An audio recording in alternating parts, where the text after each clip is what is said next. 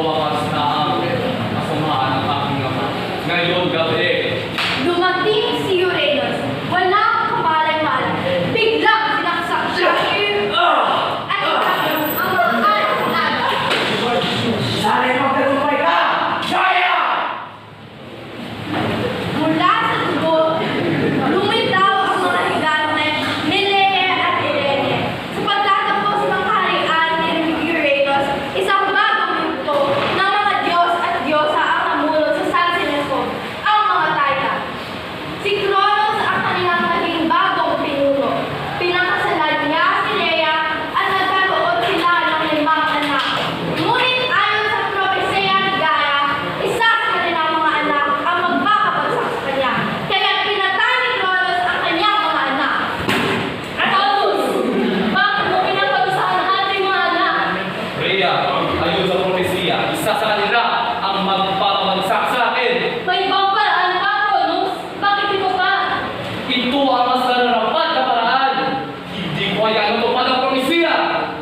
Nabahala si Lea sa pagdrato ni Cronos sa kanilang mga anak. Kung kaya't naghingi siya ng tulong sa kay Gaia at nagtaboy sa Tete. Iniwan niya ang kanyang anak sa ika-6 na nimfa.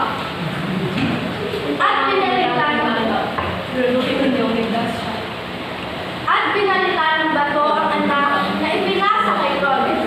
Nilaban niya ang bato nang walang kamalay-malay. Asan ang aking bagong anak? Narito, Cronus. Binalutan ni Lea ang isang bato ng gamit ng sanggol at idinala ito kay Cronos. Si Cronos ay tuwang-tuwa, ikinain ang bagong anak na ibinigay sa kanya. Hindi niya alam na ang tunay na sanggol ay ligtas sa pangangalaga ng mga nimpa. Lumaki sa Crete, humingi si Zeus ng bayo kay Metis para talunin ito. Dahil ito ang lakas na galing sa bawat siya. Nagbihis si Zeus bilang tagapaglingkod at naipasok ang inuming magdudulot ng pagduduwala kay Cronos. Narito, maayong hari, ang iyong paboritong kalat. Maordera naman. Hindi ba't sabi ko sa iyo ay nasusunod ang gabi mo ito ibigay? Malis ka, ang paslupa. Ako'y pahinga. Pagkatapos magsaya at mag-inom ay sumuka si Cronos at iniluwan niya ang 5 kapatid ni Zeus. Ano nangyayari? Ngayon, ako na ay iyong bagong pinuno! Maraming salamat, Zeus. Pinatanggap ka namin bilang dahil dito, tinanggap ng mga anak ni Rhea si Zeus bilang kanilang tita. Inigaluhan din siya ng mga Cyclops ng isang sektan.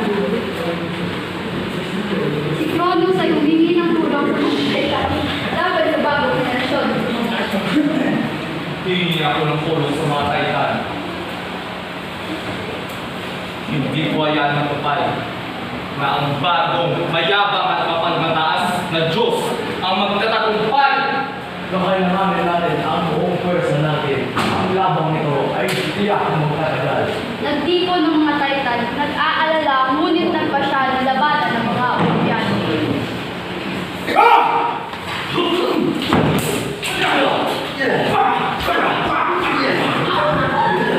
Ngunit, sa wakas, nagtutuloy niya ang sarili. Bilang hari sa masaling bagong pinuno. Naging hari si Zeus ng mga Olimpiado. Nagkaanak siya kay Metis.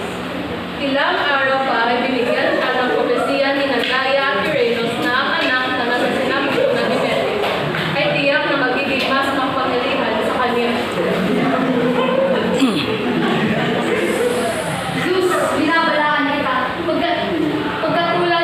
Pagkatalo mo sa iyong aba, ganun din ang pagkatalo mo sa kamay ng iyong mga anak. Sa takot na malalamangan siya ng kanyang anak, pinatay niya si Metis. Sa lahat na ginawa ko sa Zeus, walang tiyak ka. Hindi ko hayaang matupad ang propesya. Ako ang